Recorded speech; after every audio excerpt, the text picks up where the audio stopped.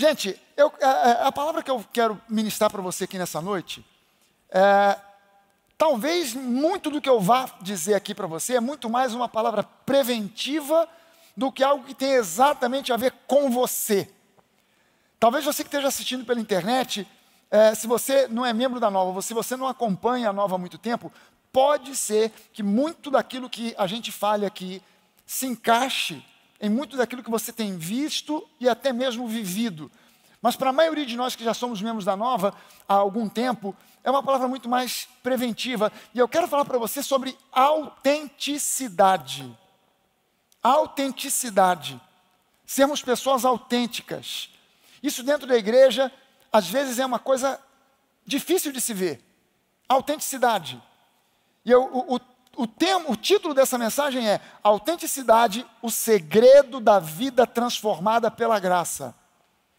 É um segredo de vida transformada sermos autênticos. Lá em 1 Coríntios, no capítulo 14, versículo 10, 1 Coríntios 14, 10, o apóstolo Paulo diz o seguinte para a igreja de Corinto: há, sem dúvida, muitos tipos de vozes no mundo, e nenhuma dessas vozes é sem sentido. Há no mundo, sem sombra de dúvida, muitas vozes. Embora esse texto aqui, o apóstolo Paulo, ele esteja aqui nesse trecho, 1 Coríntios 14, ele esteja falando sobre dons ministeriais, sobre os dons do Espírito, nem dons ministeriais, falando sobre os dons do Espírito, falando sobre línguas estranhas, interpretação de línguas, profecia, palavra de sabedoria, de conhecimento, discernimento de espíritos e tal. Mas ele, de repente, ele cita aqui que há no mundo muitas vozes. Isso chama a minha atenção, porque nós vivemos em um tempo de muita informação, mais do que em qualquer outro tempo da história. Nós vivemos num tempo de informação disponível, muita informação disponível, muitos apelos, muitas vozes. Nós vivemos num tempo de muitas vozes tentando ser ouvidas, querendo ser ouvidas, desejando a sua atenção, e isso mais do que em qualquer tempo da história da humanidade. Nós temos tanta informação disponível. Eu não sei se acontece isso com você, mas eu estou tirando os outros por mim. Você entra no seu computador, você abre o seu computador, você abre lá num site desses de procura, você abre lá no Google e você vai procurar uma coisa. Quando você vê uma coisa, puxa outra, que puxa outra, que puxa outra, e quando você vê, você tem 4, 5 abas abertas, e você começou procurando para saber sobre o Fusca, e agora você está buscando receita da pastora Denise. Não sei se com você acontece isso. Vai puxando, porque nós temos muita informação disponível. A informação é tanta que toda a informação que existe hoje na internet é tanta. Você tem vídeo, tutorial, você tem podcast, você tem sites, você tem de tudo. Você tem no seu telefone, toda hora alguém mandando para você WhatsApp, com um vídeo, com algum post, alguma coisa te informando de alguma coisa, te alertando de alguma coisa, com fake news, com tudo, de tudo. Se você tentasse acessar toda a informação que existe na internet disponível hoje, você gastaria a sua vida inteira e ainda assim não conseguiria acessar a toda a informação que está disponível lá. Tamanho é o volume. Quando eu era criança, se você quisesse buscar algum tipo de informação, pesquisa, alguma coisa, você tinha que ir numa enciclopédia. Enciclopédia, para quem não conhece, é mais novo, nunca ouviu falar desse troço, era uma coleção de livros. Você comprava, aliás, o vendedor de enciclopédia vinha na porta da casa da gente, né? O cara batia com uma maleta na mão, batia na sua porta, tu já sabia. Tu olhava o cara de gravatinha com uma maleta, vendedor de enciclopédia. E o camarada te vendia aquilo, você comprava a prazo, porque era caro para chuchu. Então você comprava aquilo para pagar em várias prestações, mas era assim uma coisa até assim chique. Você ter uma estante, o cara comprava uma estante para botar aqueles 15 volumes da enciclopédia Barça. Botava ali, e o cara botava num lugar aonde, quando viesse uma visita, a visita passasse pela estante, porque ele passava por ali só assim, tipo, para a visita olhar, para saber que o camarada tinha uma enciclopédia, estava pagando em 12 prestações. Né? Hoje em dia, uma enciclopédia daquela não tem 1/1000º da informação que está disponível na internet. Tem 1/1000º. Aquilo hoje não serve para praticamente nada, a não ser como curiosidade histórica. Porque o que tem na internet é demais. E todas essas vozes relacionadas com política, com religião, com ciência, com lazer, com tudo, todas essas vozes, elas clamam pela sua atenção. O que elas estão tentando é ganhar a sua atenção. Agora, lembre-se que a palavra de Deus está entre essas vozes que desejam a sua atenção. Deus não rouba a sua atenção na marra. Deus é um gentleman. Lá no livro do Apocalipse, a Bíblia diz que Jesus está na porta, eis que eu estou na porta e eu bato. Jesus não é um arrombador de portas. Se alguém abrir, eu entro. Se não abrir, eu vou continuar lá na porta, batendo. O que Jesus quer? Ele quer também a sua atenção. E você dá atenção para quem você escolhe dar atenção. Dar atenção a Jesus, a palavra de Jesus, é uma escolha que a gente faz. Amém? E lembre-se de uma coisa importantíssima, relacionado com esses apelos de vozes que clamam pela sua atenção. A fé vem pelo ouvir, mas o medo também vem pelo ouvir. A insegurança vem pelo ouvir. A incredulidade vem pelo ouvir.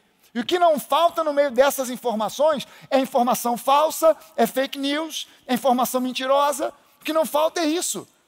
O apelo dessas vozes que desejam a nossa atenção é muito forte, é diário. E no meio disso tem muita informação falsa. Eu recebi um vídeo, talvez alguns de vocês aqui já tenham recebido, ou muitos de vocês já tenham recebido, um vídeo que alguém colocou na internet, no YouTube. Está disponível aí, me mandaram pelo WhatsApp, mas aquilo foi gravado no YouTube, porque a tela está dividida ao meio, até minha esposa me esclareceu isso, quando a tela está dividida de cima para baixo, é porque é Instagram, quando está de lado é YouTube. Eu não sabia disso, sou ignorância. E do lado uma mulher entrevistando uma médica, e a médica apresenta um currículo do tamanho de um bonde. Não, porque eu sou formada na faculdade americana, ela. Eu sou formada na faculdade de Harvard ou Yale, sei lá onde, e eu fiz graduação aqui, pós-graduação ali, e doutorado não sei aonde, e eu já fui entrevistada na Oprah, fui entrevistada no David Letterman, e tal, um currículo gigante.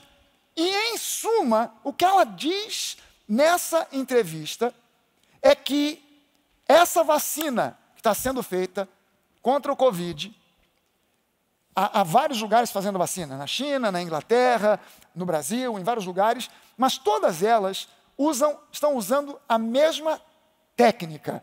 A técnica dessa vacina é diferente das outras que a gente conhece. As vacinas contra sarampo, cachumba, rubéola, poliomielite, etc., são vacinas de vírus ou de bactérias que foram enfraquecidos, foram atenuados, ou então o vírus é cortado em vários pedaços e bota um pedaço do vírus e você toma a vacina do vírus atenuado, da bactéria enfraquecida e você desenvolve imunidade contra aquela enfermidade, contra aquela bactéria, contra aquele vírus. Essa vacina é diferente. Essa vacina ela é de RNA.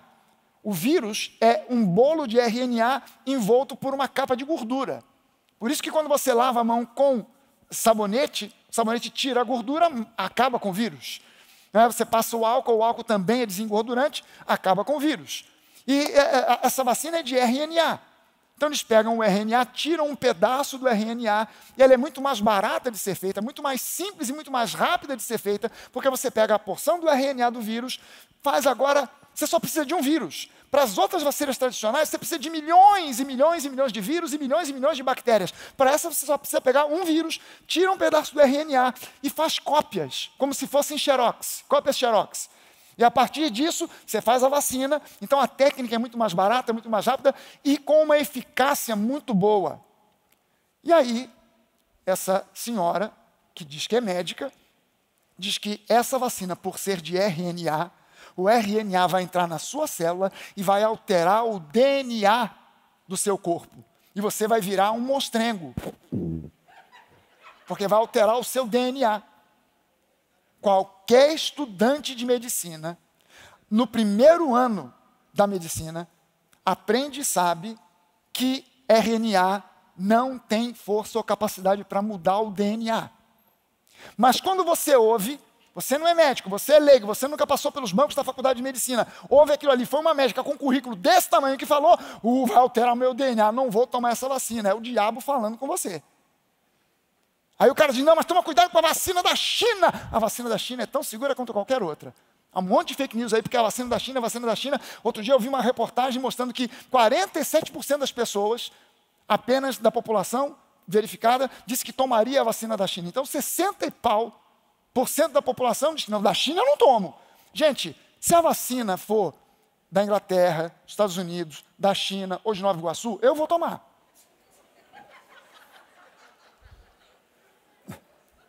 Você está entendendo?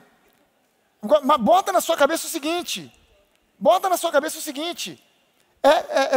esse tipo de vídeo, esse tipo de comunicação, aliás, ela dizia até mais, ela dizia, não, e tem mais, a vacina vem cheia de metais, ela vem impregnada de metais, e o seu corpo vai se tornar uma antena do 5G.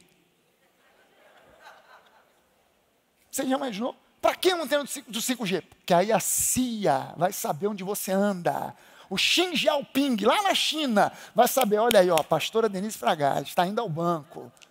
Já estou sabendo. Meu Deus, a gente ri, mas isso é trágico, porque tem um monte de pessoas acreditando nessas bobagens, acreditando nessas besteiras. E o que esse tipo de voz? É uma voz clamando pela sua atenção, tentando instalar em você o quê? Medo, insegurança, tentando deixar você apavorado, tentando deixar você com medo. Os apelos dessas vozes que desejam a nossa atenção, muitas vezes se faz através da religiosidade. Essas vozes que apelam pela sua atenção também se fazem pela religiosidade. E a religiosidade, ela faz com que as pessoas acabem mais convertidas a denominações religiosas do que a Cristo. Isso é loucura. Quer dizer, a pessoa, ela antes de ser cristã, ela é assembleiana, ela é presbiteriana, ela é batista, ela é da Universal, ela é qualquer coisa. Mas primeiro vem a denominação. E se houver um espacinho qualquer, a gente dá uma chance para Jesus. Isso é uma tragédia. Isso é uma maluquice, é uma piração completa. Tem um pastor amigo meu, que há anos atrás, estava conversando com um sujeito que era membro de uma outra igreja. E aí o cara falou, não, mas lá o bispo da minha igreja disse isso assim assado. Aí o pastor, meu amigo, falou assim, não, cara, mas espera aí. A Bíblia, na palavra, diz assado, assado e assim. Ele, não, mas o bispo falou. Porque, não, mas eu sei que o bispo pode ter falado. O seu bispo pode ter falado, mas a Bíblia diz assim, assim, assado. Aí a resposta do cara foi, mas vem cá, o que você acha que eu vou acreditar mais? Na Bíblia ou naquilo que o meu bispo disse? Aí o pastor falou assim, bom, então agora não dá para a gente continuar a conversa, né? Porque o único argumento que eu tenho para apresentar para você é a palavra de Deus. Diante do que você colocou aí, não tem mais como argumentar. Ou seja, o cara, antes de ser cristão, ele é da denominação. Antes de defender a palavra, ele defende o que o bispo, o apóstolo, o pastor, ou seja lá quem for, disse, meramente, às vezes, uma opinião humana, sem base alguma na palavra. Isso é uma tragédia, isso é uma maluquice, mas é a voz da religiosidade, é a voz da religiosidade. Essa mesma religiosidade tem provocado em muitas pessoas, em muitas igrejas, que o assunto do coronavírus seja tratado como um juízo de Deus para o mundo e para a igreja. Ah não, esse é um juízo. Não é visto mais como uma obra do diabo. Em muitas igrejas, o pessoal não está dizendo assim, não, isso aí é obra do diabo, isso aí é coisa do inferno. Não, isso é Deus que está mandando juízo sobre o mundo e sobre também a igreja, sobre a sua vida. Gente, deixa eu botar para você aqui de forma definitiva. O coronavírus é uma obra do inferno, do diabo, e tem que ser combatido pela fé. Quando vier a vacina, não tenha dúvida, beleza, eu vou tomar, mas a nossa vacina é a cruz. A nossa vacina é a cruz. Eu tenho dito isso aqui, nós temos tomado a ceia todo domingo, eu tenho tomado a ceia todo dia, eu faço uma live todo dia, 10 horas da manhã, e eu todo dia tomo a ceia, ministro a ceia. Na nossa igreja, nós já perdemos gente com coronavírus? Já. Nós já tivemos casos fatais, sim. Quantos? 5. Numa igreja de mais de 4.000 pessoas, 5 pessoas. 5. Eu conversei com um pastor com uma igreja de menos de 500 pessoas, que ele tinha perdido 30 pessoas. Líder de louvor, músico, cantor, lideranças. Ele ficou chocado quando eu falei que na nossa igreja nós tínhamos perdido apenas 5 pessoas. Mas nós estamos ministrando todo dia. A vacina que os homens estão produzindo, a gente respeita e a gente vai tomar. Eu encorajo você a tomar, sem sombra de dúvida. Mas a nossa vacina é a cruz. Sangue de Jesus. Aleluia. Amém. Pelas pisaduras do Senhor, nós fomos sarados. Essa visão do coronavírus como sendo o juízo de Deus para o mundo, para a igreja, ou um mix. O camarada às vezes pega um mix. Não, Deus é um Deus de graça, Deus é bom, mas você está debaixo. Pegou o corona? É o juízo de Deus na sua vida. Esse mix traz medo, traz desesperança. Não provoca aquilo que Deus quer que aconteça na nossa vida. Agora, olha só, 2 Timóteo, segunda epístola de Paulo ao Timóteo, no capítulo de número 3, os versículos de 1 a 5. Olha só o que Paulo vai dizer para Timóteo, que era nesse tempo, nesse momento, o pastor da igreja de Éfeso, que era a maior igreja da sua época, a maior igreja do Oriente, a maior igreja daquele tempo. Ele diz assim: Timóteo, você precisa saber do seguinte: nos últimos dias sobrevirão tempos difíceis. Quantos aqui entendem que nós estamos vivendo tempos difíceis? Gente, eu não sei se Jesus vai voltar amanhã, daqui a 1 ano, daqui a 10 anos, daqui a 100 anos. Mas eu sei de uma coisa: hoje está mais próximo do arrebatamento da igreja e a segunda vinda de Jesus do que ontem, ou do que uma semana atrás. Amém? Esse culto pode acabar no céu, porque Jesus pode voltar a qualquer momento para arrebatar a igreja.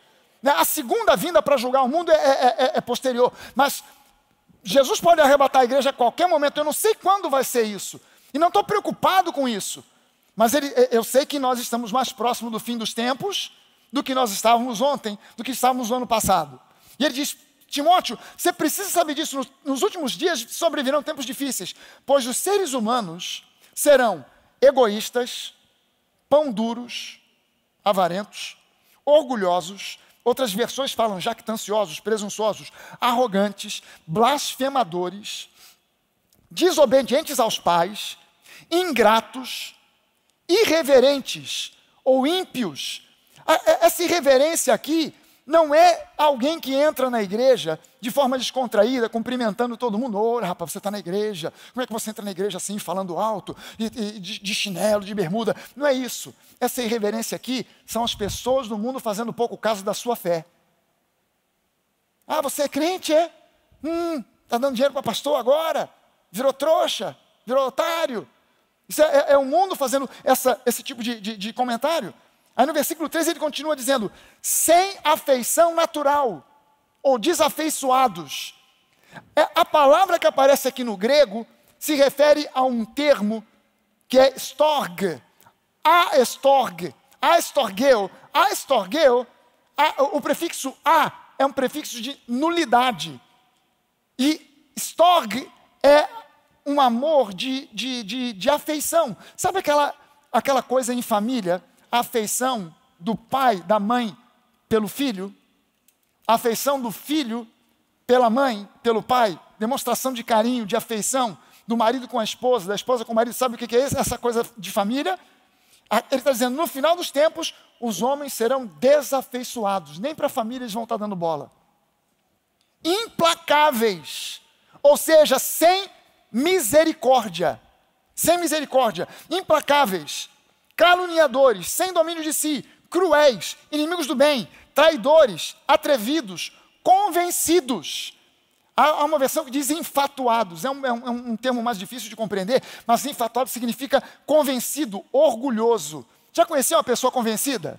O cara se acha, o cara é feio que dói, mas acha que é lindo. Já conheceu? O cara se acha. Convencidos. Agora olha só, agora vem a cereja do bolo.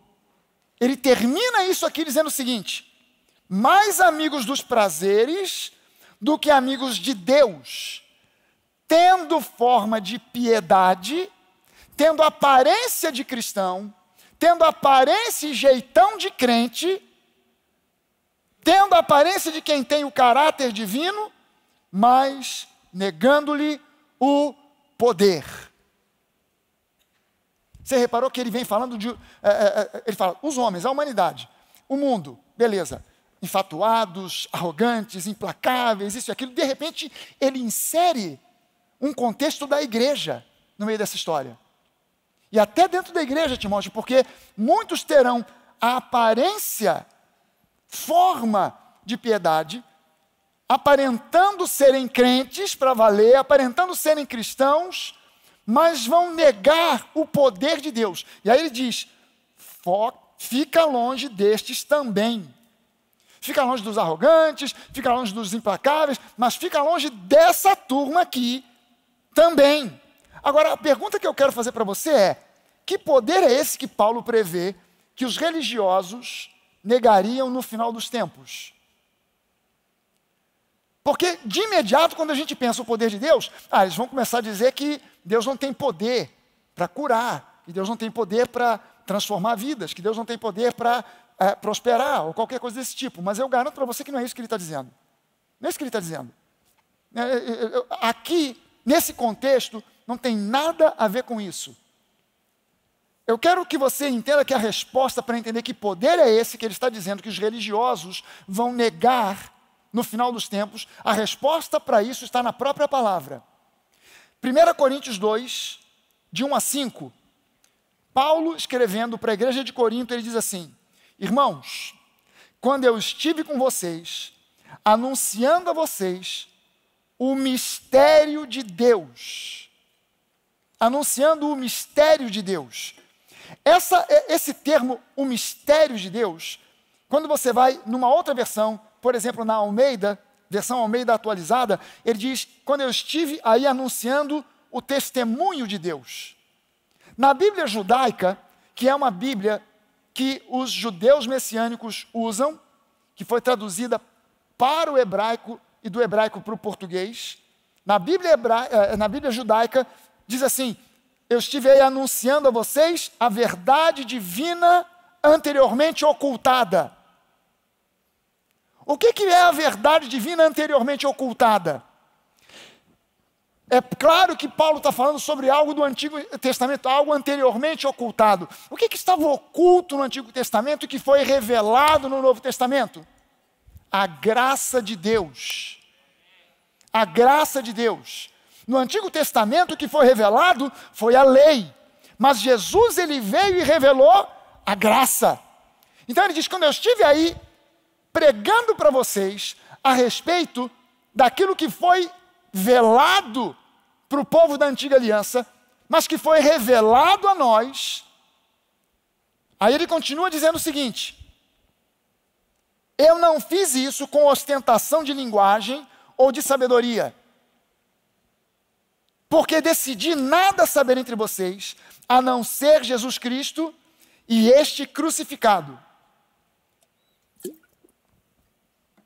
E foi em fraqueza, temor e grande tremor que eu estive entre vocês. A minha palavra e a minha pregação não consistiram em linguagem persuasiva de sabedoria, mas em demonstração do Espírito. Presta atenção como Paulo fala aqui agora. Mas em demonstração do Espírito e de poder.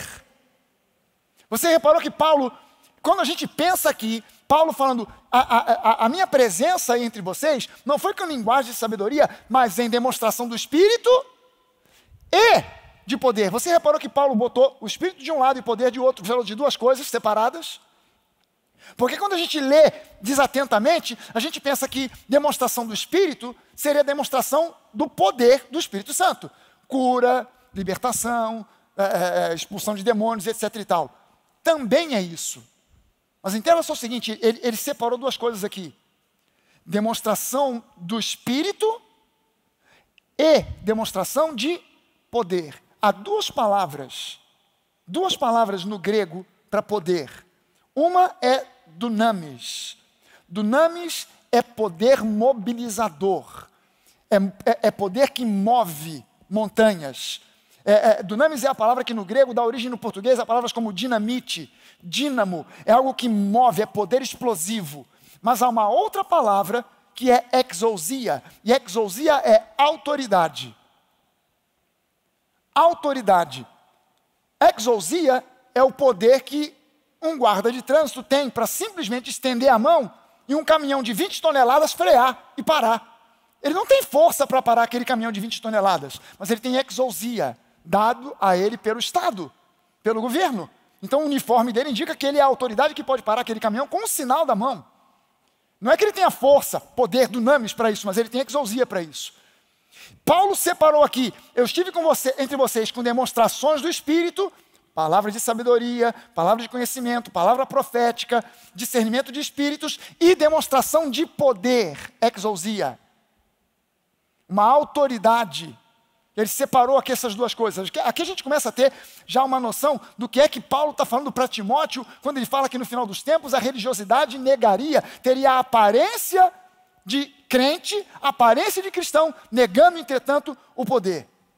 Aí ele diz, eu fiz isso para que a fé de vocês não se apoiasse em sabedoria humana, mas no poder de Deus. Mas no poder de Deus. Agora, para você entender de vez, a chave final está em Romanos 1,16. Romanos 1,16, Paulo diz o seguinte, pois eu não me envergonho do Evangelho, porque o Evangelho é o poder de Deus. Porque o Evangelho é o poder de Deus para a salvação. Salvação no grego, sotéria. Sotéria significa salvo, curado, restaurado, liberto, vitorioso, abençoado com toda sorte de bênçãos espirituais. O Evangelho é o poder de Deus para a salvação, proteção, guarda, restauração, libertação, cura, vida vitoriosa de todo aquele que crê, primeiro do judeu, mas também do grego. Então isso significa que a negação do poder que Paulo cita em 2 Timóteo 3,5 não é negar que Deus é poderoso, dunamis, mas é negar o verdadeiro evangelho, que é o evangelho da graça.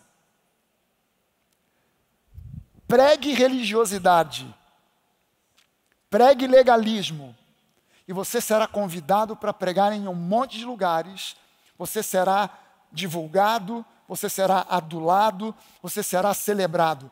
Pregue a graça e vai começar a chover pedra no seu telhado.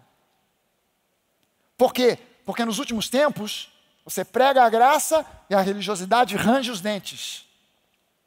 E por que a religiosidade range os dentes? Pelo mesmo motivo que os fariseus rangiam os dentes quando ouviam Jesus pregando a graça.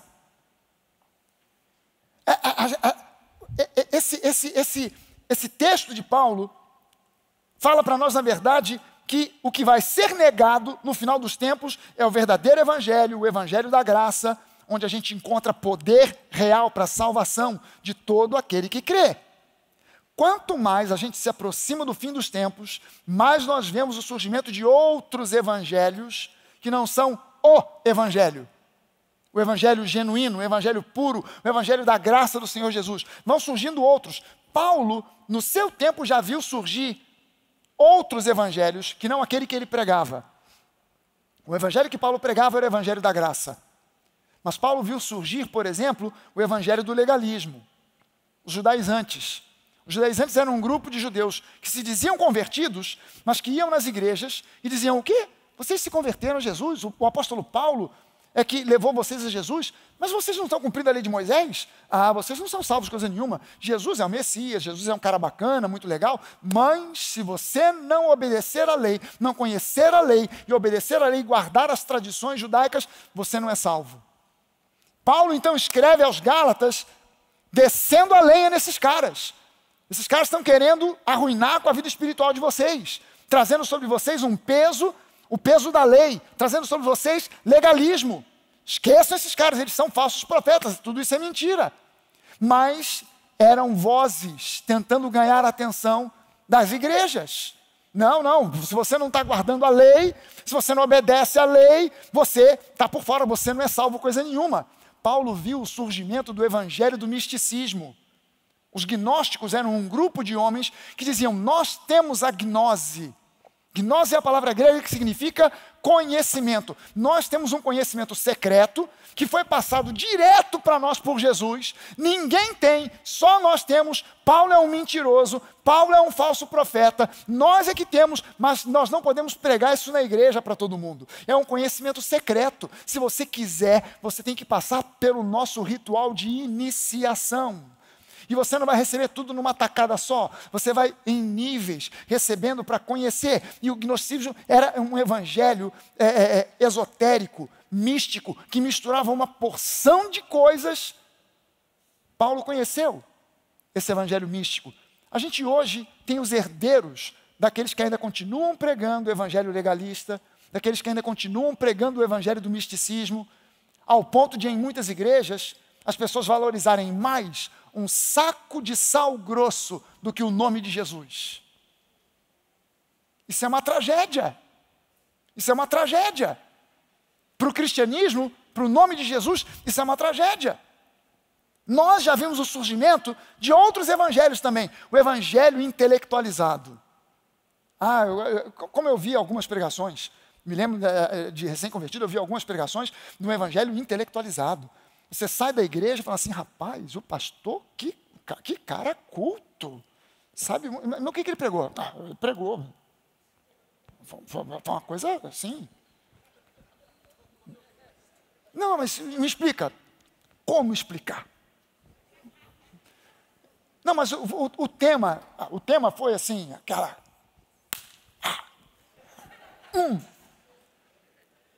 Aí você vai ouvir o que o cara pregou. Aí você ouve aquela coisa, aquele rolo filosófico. Porque Deus é como um ponto no cosmos que ninguém vê. Mas quem vê, viu. Quem não viu, é porque não olhou. Se não olhou, é porque estava olhando para outro lugar, mas não para o ponto. Mas quem viu, é porque viu. E quem não viu, é porque não viu. Porque quem não viu é quem entrou, e quem entrou é porque não saiu. E quem saiu foi por aqui, e quem foi por aqui é porque não foi por ali. E a pessoa ouve aquele emaranhado de coisas. Eu vi uma vez um pastor pregando uma mensagem em que o centro da pregação do sujeito era Che Guevara. Eu falei, meu Deus do céu! Meu Deus do céu! E o cara se dizia deprimido porque chegou à conclusão de que não vale a pena. E por que não vale a pena? Porque Che Guevara lutou e no final morreu. Não vale a pena. E nada vale a pena porque você faz e não vale a pena. E você evangeliza e não vale a pena. E você fala e não vale a pena. E você prega e não vale a pena. E no final a última frase dele, mas por causa de Jesus vale a pena. Eu falei, o cara, meu Deus do céu. O cara passou 2 horas e meia falando que não vale a pena, não vale a pena, não vale a pena. E em um segundo ele só disse, porque Jesus está aí, então vale a pena. Não adianta mais, já fez o estrago. Uma pregação recheada de coisa política, de filosofia. A gente já viu o surgimento do evangelho psicologizado. Tem igrejas, ou pelo menos havia igrejas há um tempo atrás, que o sujeito, para ser ordenado ou pastor ou pastora, tem que ter diploma de psicólogo. Agora, eu quero saber onde foi que Jesus tirou diploma de psicólogo. Qual foi a faculdade que ele frequentou de psicologia? Eu não tenho nada contra psicólogo, você está entendendo? Quem precisa, vai no psicólogo. Claro, tem o seu espaço, tem o seu lugar. Mas o púlpito, a plataforma, o lugar de pregação não é lugar para se falar de psicologia, para se falar da palavra. Você está entendendo isso? O cara tira Jesus do trono e bota Freud. Freud senta de Jesus do lado de fora da igreja. Não, Jesus precisa também de um psicólogo. Você está entendendo? Hoje em dia, qual é o evangelho que está na moda? É o evangelho coach. Agora, bota na sua cabeça uma coisa, pelo amor de Deus. Eu não tenho nada contra coach. Repete comigo, pastor Fragale. Não tem nada contra coach.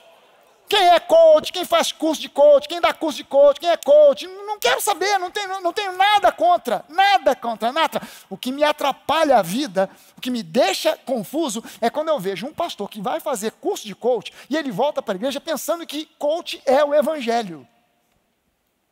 Aí ele começa a pregar, não mais a palavra, mas frases de efeito, para impactar e causar a igreja de ficar...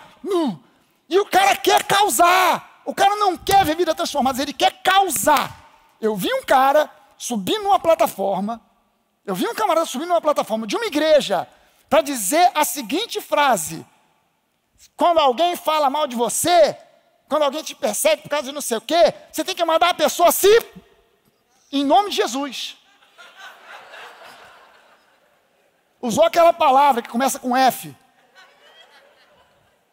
Eu ouvi aquilo e o pessoal, uns pastores sentaram na frente, bando de palhaço, rindo de um outro palhaço, ali em cima. Mas o que o cara queria com aquilo?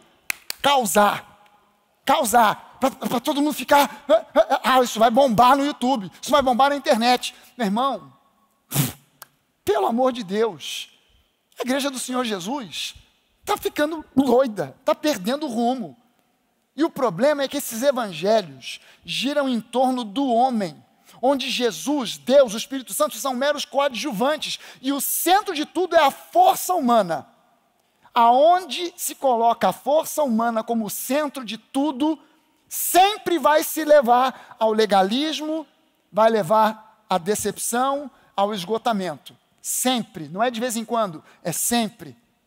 Igrejas que descambam para esse tipo de coisa se tornam verdadeiras maquininhas de fazer malucos.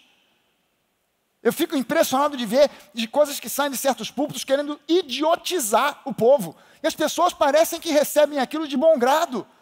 E não se tocam que a nossa referência é a palavra.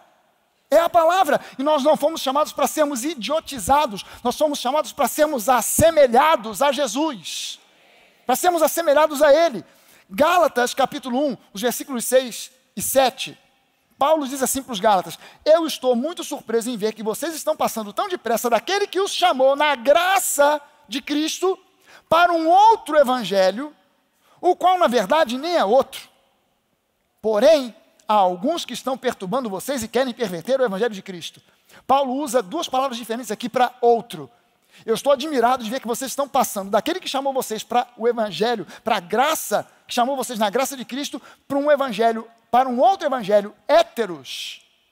Ou seja, de espécie diferente, que não é outro, que não é um evangelho alus. Quando você fala sobre cura, isso é evangelho alus, é da mesma espécie, porque Jesus é aquele que cura. Quando você fala do evangelho, a boa nova da prosperidade, isso é um evangelho alus, é da mesma natureza. Mas quando você começa a fazer um evangelho psicologizado, evangelho coach, evangelho será das contas, você está fazendo um evangelho héteros. É outra coisa, é outra espécie.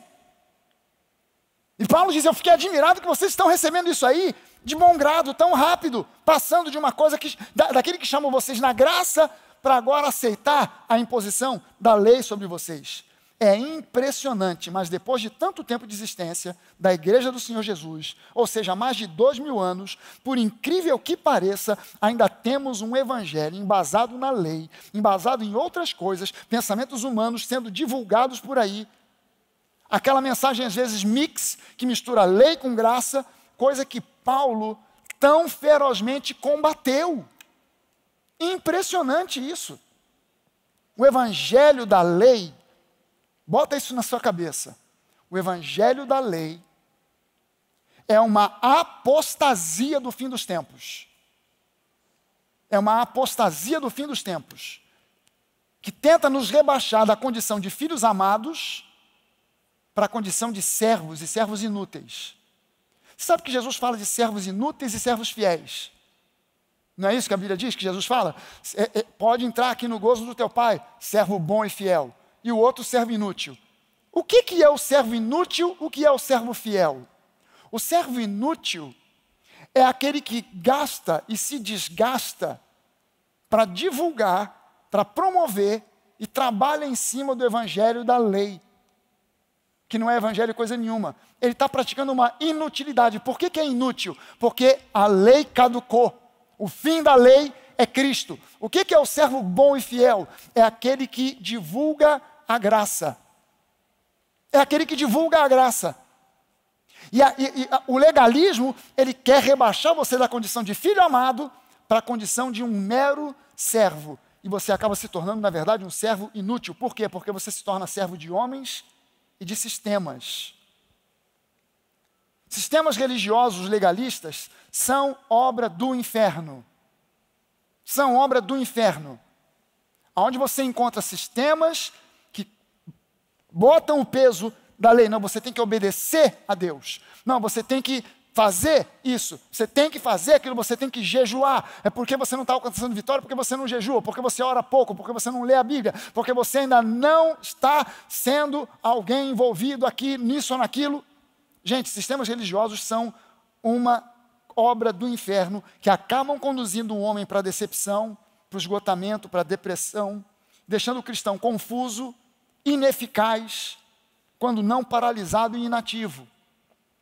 Não são poucas as pessoas que a gente recebe aqui na Nova, que procuram a mim, o pastor Jorge, é um dos pastores. Aliás, se você tiver alguma dúvida, quer conhecer mais a igreja, conhecer melhor, procura o pastor Jorge Daltro. O cara vai te esclarecer. Está precisando conhecer como é que funciona o ministério A, B ou C da igreja? Procura o pastor Jorge. Está precisando de dinheiro emprestado? Procura o pastor Jorge. A gente recebe aqui muitas vezes, e quando a pessoa chega assim, a gente pergunta, mas você já frequentava alguma igreja? Ou frequenta alguma igreja? Ah, pastor, eu quero ser membro aqui da Nova. Como é que faz? Mas você era membro de alguma igreja? Nunca fui membro de igreja nenhuma. Que beleza. Vem, é um caderno em branco. Maravilha, vai aprender do zero com a gente.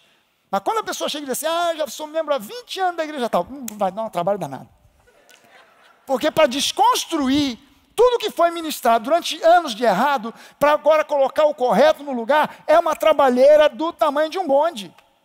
A pessoa vinha às vezes maltratada, machucada, ferida, paranoica, cheia de neurose, porque aprendeu errado, porque vivenciou traumas e coisas horríveis em certas igrejas. Mas a igreja não foi projetada por Deus para isso. No sistema legalista, você tem que servir, se dedicar, não a uma causa, mas a um sistema. Nós convidamos você sempre para servir na igreja, para se tornar voluntário na igreja, mas nós queremos que você aprenda a servir uma causa. Servir uma causa e não a um sistema. Não simplesmente a um sistema. E não importa, no sistema legalista não importa se você está cansado, esgotado, seu trabalho está ficando em segundo plano, a família ficou em terceiro plano, a família está sentindo a sua falta, você está ausente na família, não importa, porque é dito para você que tudo isso é feito para o reino e pelo reino de Deus. E você no final acaba descobrindo que na verdade aquele reino era um reino denominacional, um reino simplesmente humano. Quando a pessoa é membro de uma igreja, onde ela se sente oprimida, pressionada, esmagada, onde sequer ela pode ser ela mesma, tendo que forjar um personagem que seja visto pelo sistema com bons olhos, essa pessoa não está vivendo o evangelho da graça, o evangelho verdadeiro, o evangelho genuíno. Porque o verdadeiro evangelho não oprime, não machuca. O verdadeiro evangelho, ele oxigena o nosso espírito. Ele traz oxigênio para o nosso espírito. Liberta, remove jugos, remove fardos. Nos deixa leves. E é o evangelho da graça. No sistema legalista, não existe espaço para autenticidade. No sistema legalista não existe espaço para autenticidade. Agora é que eu vou começar a pregação. Tudo isso foi só a introdução. No sistema legalista não existe espaço para autenticidade. Você tem que forjar um personagem para agradar o sistema, para agradar homens, se enquadrar, se amoldar. Porque senão você não agrada. Porque senão você fica fora. Você não está dentro da visão. Você não está dentro. Você está fora. Você é um ET. Então a pessoa querendo fazer parte, porque todo ser humano quer fazer parte de algo. Como diz um americano, we want to belong. Nós queremos pertencer a algo. Então a pessoa ela acaba se amoldando. É uma maluquice. Durante muitos anos, eu trabalhei no Hospital Central do Exército, lá em Benfica. E aí, o pessoal sabia que eu era pastor, e um dia veio uma pessoa para mim e falou assim, eu era capitão na época, não sei, Capitão Fragalho, você não é pastor? Sou. Você não sabe que tem uma reunião aqui todo dia na hora do almoço, tem uma reunião dos evangélicos aqui, a gente ora e tal. Falei, não sabia. Vai lá, legal, no andar tal, na sala tal, legal. Aí eu fui. Quando eu cheguei lá, estava apinhada de gente, a sala não era uma sala muito grande, apinhado de gente, um monte de enfermeiro, enfermeira, médico, todo mundo ali, e como eu cheguei, estava muito cheio, eu fiquei na porta, não dava para entrar. Aí a pessoa que era o responsável por aquele culto, era um sargento, enfermeiro, ele estava falando, enquanto ele estava falando, chegou um cara que eu ouvi por detrás de mim, uma voz, um rapaz que vinha chegando dizendo, e aí pessoal, beleza? Tudo bem aí? E aí, rapaz, belezinha? Pô, rapaz, tu tá sumido, hein, cara? Ô, Fernando, tu tá caído, hein? Tô ouvindo aquela pessoa toda animada. E o sargento anuncia e pede. Então eu vou pedir que o cabo fulano de tal venha fazer a oração. Era o cara que acabou de chegar.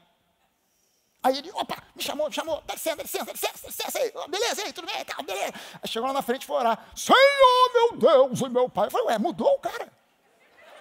Que isso? Não é a mesma pessoa? O cara aqui teve com a voz fina. E aí, belezinha, tudo bem, falando gira e tal. Quando chega na frente, Senhor, meu Deus e meu Pai. Parece que ele estava com um ovo no bolso, botou na boca. Para começar a orar. Gente, você é membro da Nova. Se você for orar em algum lugar legalista, como a gente ora aqui, que a gente fala para Deus assim, Deus, você é bom. O quê? Você é? Não, é voz, é tu. É voz, não é você, que intimidade é essa? Eu estou falando com meu Pai. Eu estou falando com o meu Pai. Entenda o seguinte, quando você e eu estamos orando, nós não estamos falando com o CEO do céu. Nós não estamos falando com o chefe das mansões celestiais. Nós estamos falando com o nosso Pai. Então, mas o que? Na Nova, esse pessoal chama Deus de você.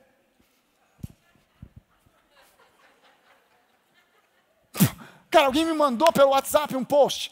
No post, eu não quero nem lembrar o rosto, nem o nome, nada desse pastor. Mas o pastor dizia o seguinte, nós somos da igreja X.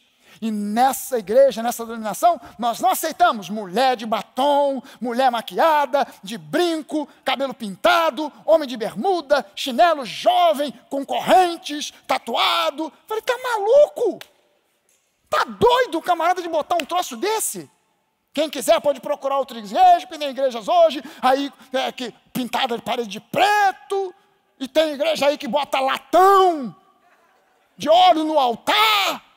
Que altar? Isso aqui não é altar. Altar é lugar de sacrifício, onde se mata boi, ovelha, pombo. Isso aqui é só um palco, é só uma plataforma. Que mané altar? Onde é que já se viu latão de óleo no altar? Meu Deus do céu, tá doido? Como é que o camarada tem coragem de botar um troço desse para todo mundo ver? Você está entendendo que a religiosidade é um veneno que deteriora o verdadeiro evangelho? Estraga com o verdadeiro evangelho, que é o evangelho da graça. Estraga com tudo. Não existe espaço para autenticidade dentro do evangelho legalista. Você tem que se amoldar à religiosidade do sistema até que você se torne uma cópia tosca de um estereótipo. Por isso é que a gente muitas vezes consegue identificar a que denominação, a que igreja uma pessoa pertence só olhando e vendo a roupa que ela veste e o jeito dela falar. Jesus disse o seguinte, vocês serão reconhecidos como meus discípulos, como meus seguidores, pelo amor que vocês tiverem uns aos outros. Mas como é que a gente hoje identifica alguém que é crente? Pela roupa que veste, pelo jeito que fala. Deu ruim. Deu ruim. Eu outro dia estava correndo, e eu fui correr, estava calor, eu estava sem camisa, só de bermuda, de tênis, eu estava correndo num ritmo assim meio puxado. Eu corro num circuito perto da minha casa que eu fico igual um hamster ali rodando. Eu estava ali naquele circuito, e eu suando, feito um camelo no deserto, e de repente eu passei, vinha um casal, o casal vinha andando na direção oposta. Quando eu passei por eles, o cara do casal falou assim, ô pastor. E eu naquele embalo, fui dando aquela meia freada para voltar, fui falar com eles, e tinha uma pessoa na calçada. Tinha um cara na calçada. Quando o camarada, eu voltei e falei, rapaz, quase que eu não parei, eu não reconheci porque vocês estão de máscara. Ô, pastor, quando o camarada ouviu chamando pastor, o cara parou e... Pastor? Correndo? E sem camisa? Oh! Você está entendendo a maluquice que virou? Outro dia eu fui gravar aqui. Então, vamos gravar. Aí pediram para gravar umas coisas para o Natal. Aí pediram assim, pastor, traz 3 camisas diferentes. Aí eu trouxe 3 camisas. Aí eu estava com uma camisa de malha e estava as camisas. Bom, vamos botar a camisa para gravar. Falei, então vou trocar a camisa. Aí o pessoal que estava gravando tinha 2 meninas dentro da sala. A menina, vamos sair. Eu falei, não precisa sair não, gente. Eu não vou tirar as calças, só vou tirar a camisa.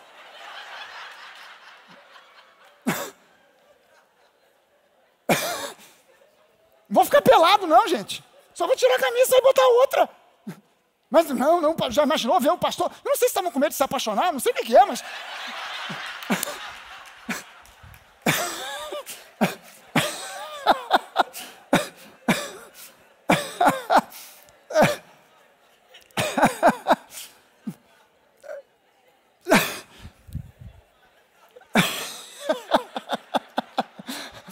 Já ver o tanquinho?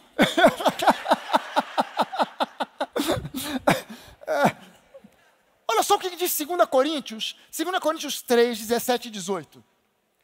Ora, este Senhor é o Espírito, e onde está o Espírito do Senhor, aí há liberdade. E todos nós, com o rosto descoberto, com o rosto desvendado, sendo quem nós somos, sem tentar forjar um personagem para Deus, sem tentar impressionar a Deus com aparências, sendo quem nós somos. Com o rosto desvendado, porque ele diz, todos nós com o rosto desvendados, contemplando a glória do Senhor, observando, vendo, olhando diretamente para a glória do Senhor. Quem tem o rosto vendado não consegue ver nada do que tem à sua frente. Por quê? Porque está com o rosto vendado.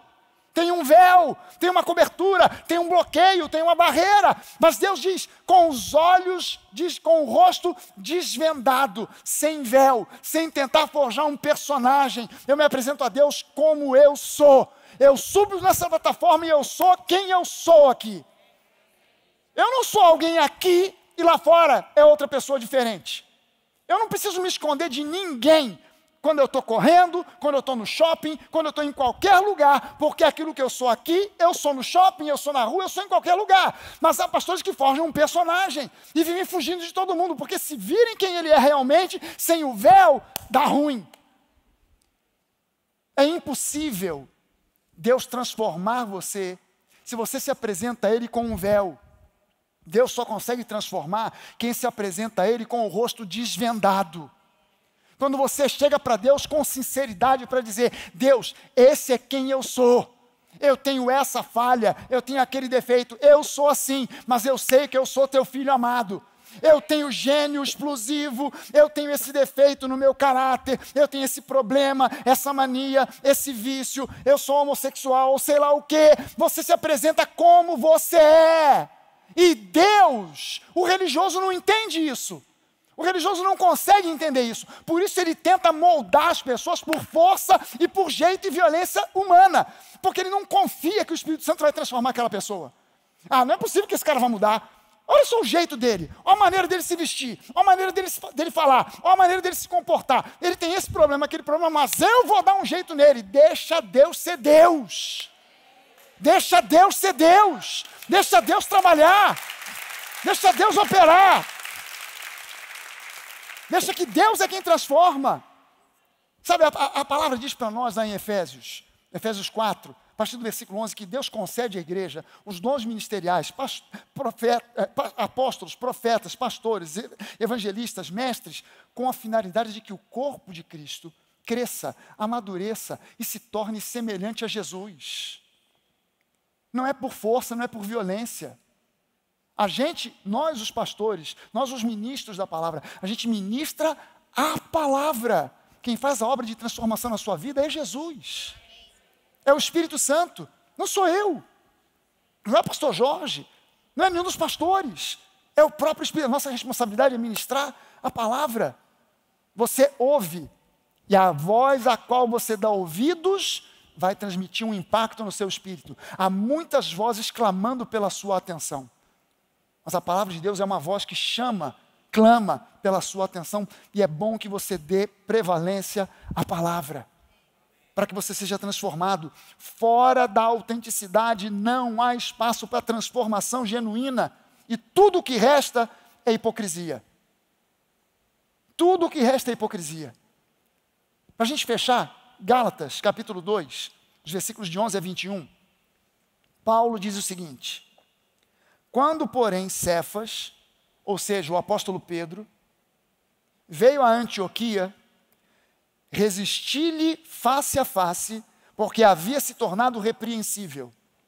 De fato, antes de chegarem alguns da parte de Tiago, ele comia com os gentios. Quando, porém, chegaram, começou a afastar-se e, por fim, separou-se, temendo os da circuncisão. Olha o contexto aqui.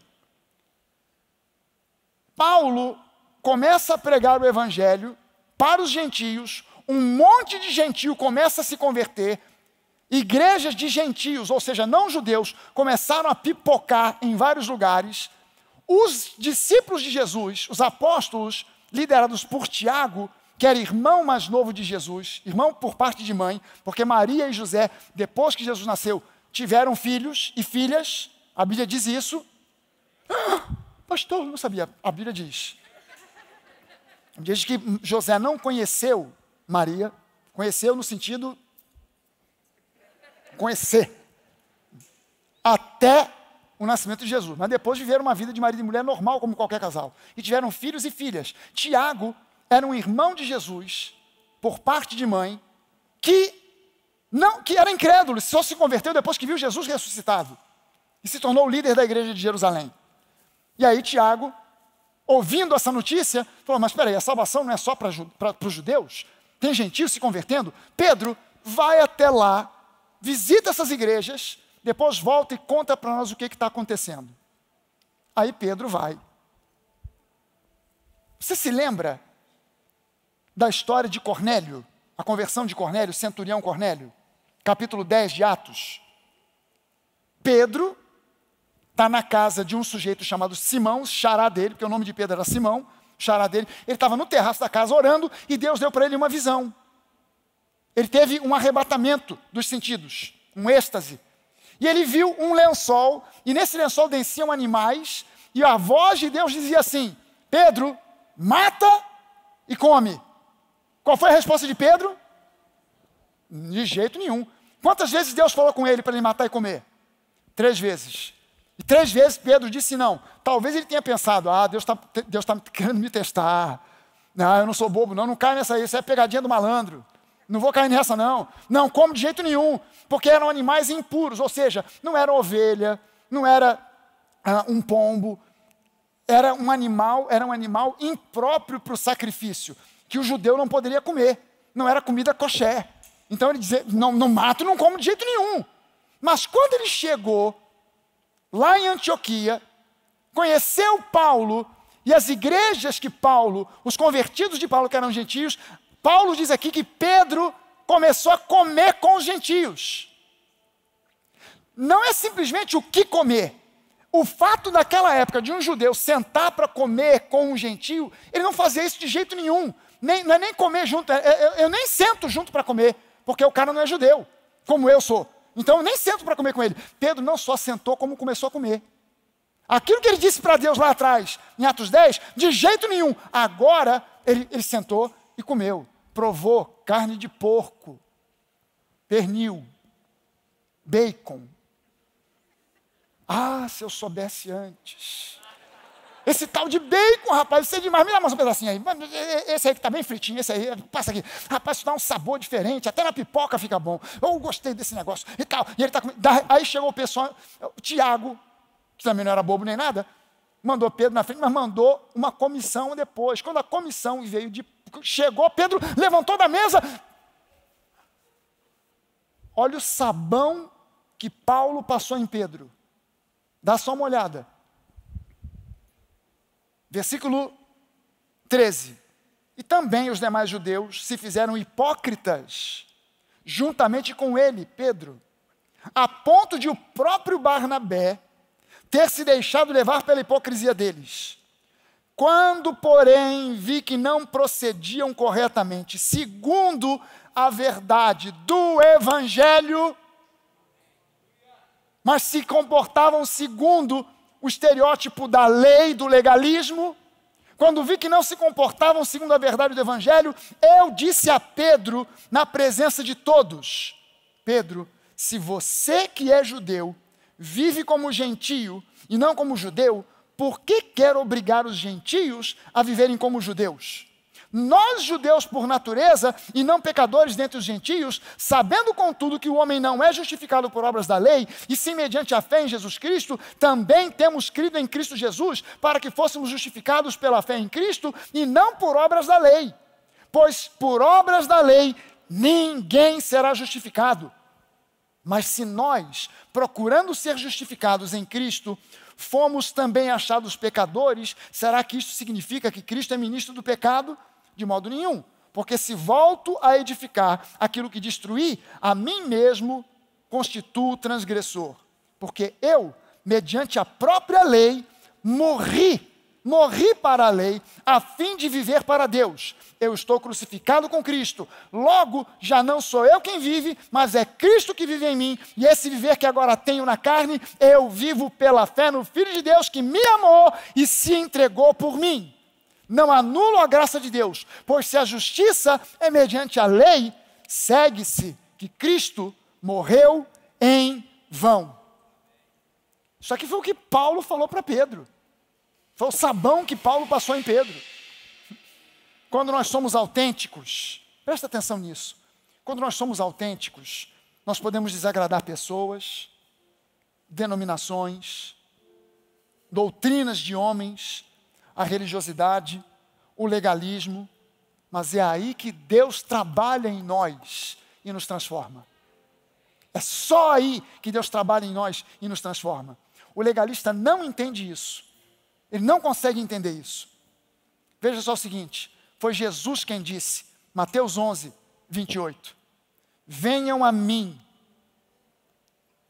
todos que estão cansados e sobrecarregados, e eu vos aliviarei, eu vos darei descanso.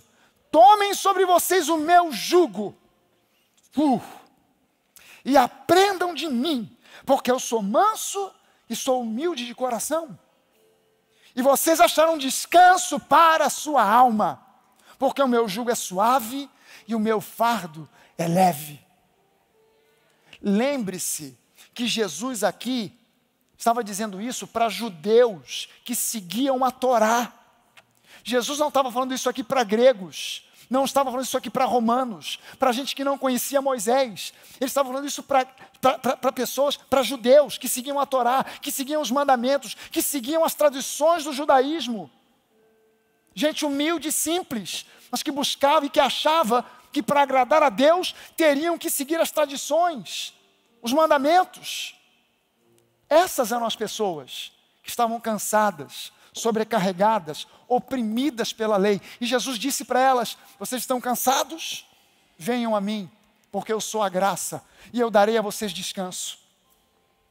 O meu fardo é leve, o fardo da lei é pesado, o jugo da lei é terrível, é impossível de ser carregado. Você carrega por um tempo e se cansa, e você quase que morre, mas quando Jesus entra na sua vida, Ele remove o fardo, Ele remove o jugo, e Ele te faz agora uma pessoa livre, uma nova criatura. Eis que tudo se faz novo. Amém?